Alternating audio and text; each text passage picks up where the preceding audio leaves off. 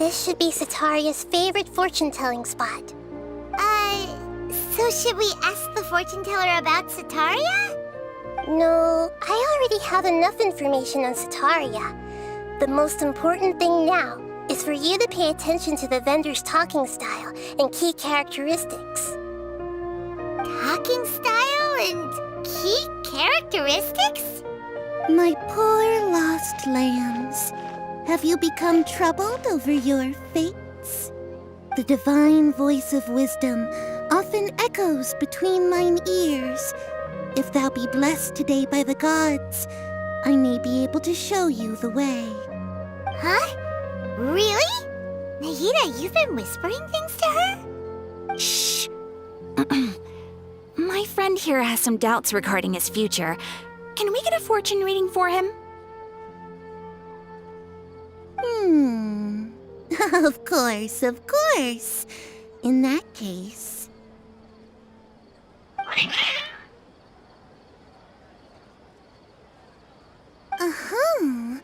It would seem that Harut and Marut are quite wary of you. Perhaps, at some time in the past, you have somehow offended the gods. Only mocking the god of Animo, questioning the lord of Geo's financial savviness, and brawling with the god of Electro. Do those count? Oh, nothing. Go on, pick an aspect for her to divine.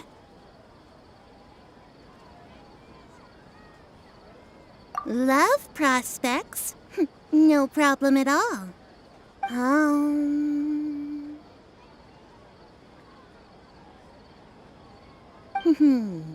The gods have spoken.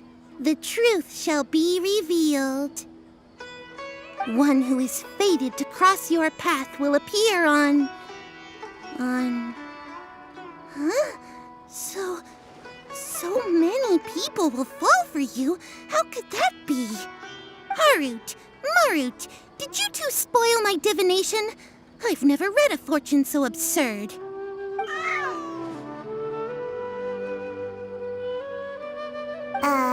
Actually, Paimon thinks this is probably the most accurate fortune-telling you've ever done.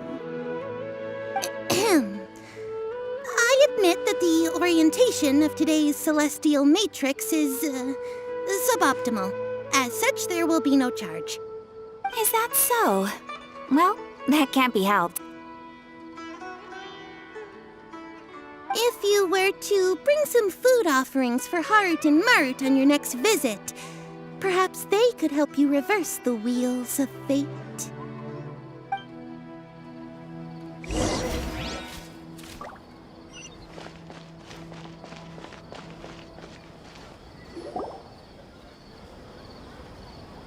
Is this another one of Sataria's favorite stalls? Yep, it belongs to a king. His father helped Sataria a lot when she first moved to Samari City, so she still comes by whenever she has time. When I start talking with him, listen carefully to the details of our conversation. Ah, dear customers! Would you like to look at some pottery?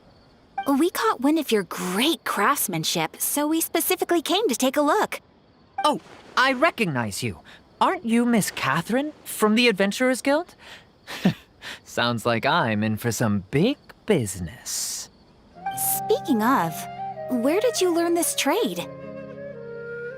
I suppose you could say it all started with my dad. He's a mason by trade, but I picked up an interest in clay while apprenticing for him.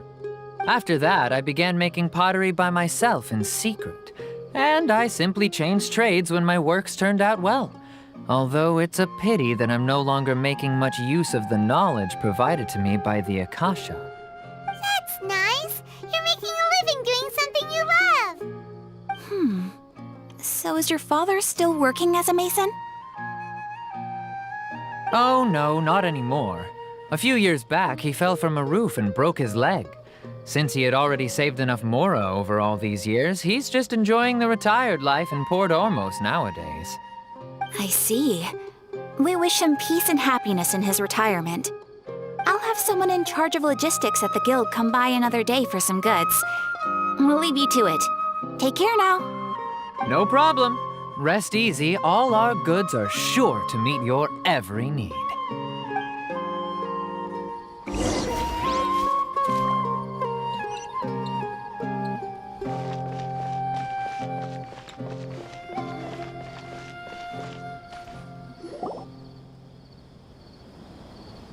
This should be our final stop. Sitaria is always thinking of this restaurant when she's working at the academia, so she always comes by whenever she's out in the city. Nahida, you've really thought of everything. It's my duty to protect Samari's citizens, after all. Hi there. I feel like I've seen you down by the docks before. Huh? Sorry, I don't quite remember. If I recall, you were having a discussion with someone about shipbuilding at the time. Ah, that's right! I've always been really interested in feats of marine engineering.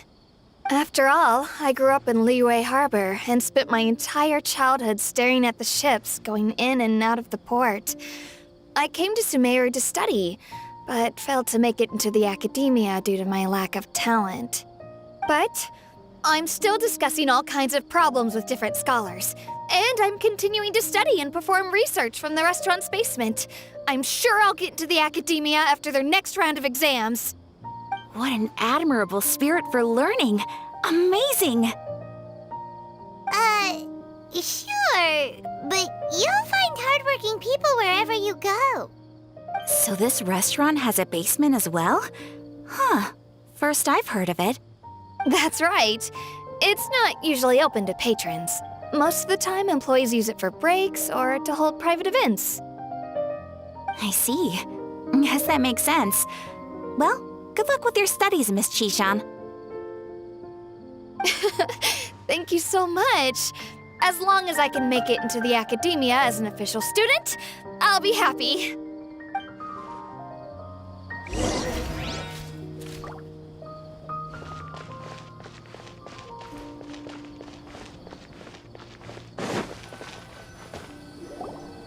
So, was that everybody? Mm-hmm. 3 familiar faces should be enough for Sitaria. What's the point of all the information we've collected? Nahida, you still haven't told us how you're planning to make Sitaria face her problems. Sitaria is already used to avoiding her problems, so we must find a way to break through her usual sensibilities.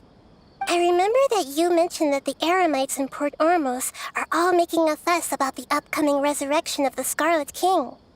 Although it's all just a boatload of nonsense, the faith of her homeland may turn out to be Sitaria's soft spot.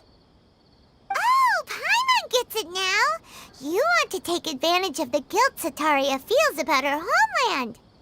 Although she knows she should return home to help the people of the desert, all she's done is conspire with the sages.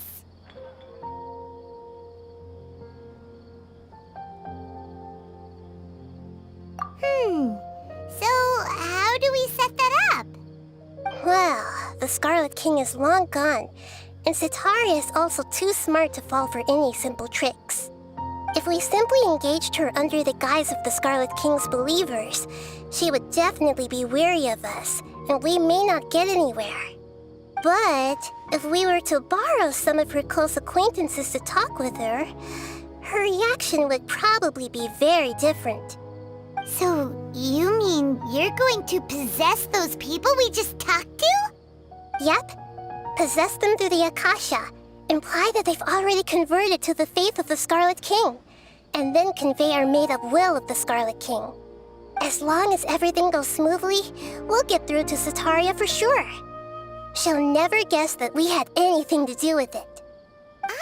So that's how you're going to use all the info we collected on these people. It's so that you won't slip up and break form. Possessing them will only work if you can manage to pass off as them. Exactly. So, best of luck with impersonating them. Huh?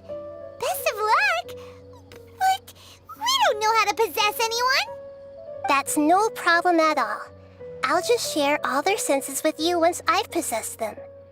As long as you're also wearing an Akasha terminal, the effect will basically be as if you've possessed them yourself. Huh.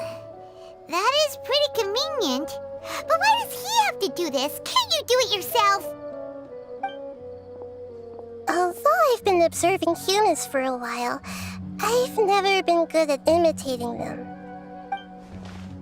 You're not wrong. It's always been painfully obvious whenever you try to pass as Catherine. If it was at all possible, I would have preferred to leave these people alone. But seeing how things are now, I probably should just accept it and push on.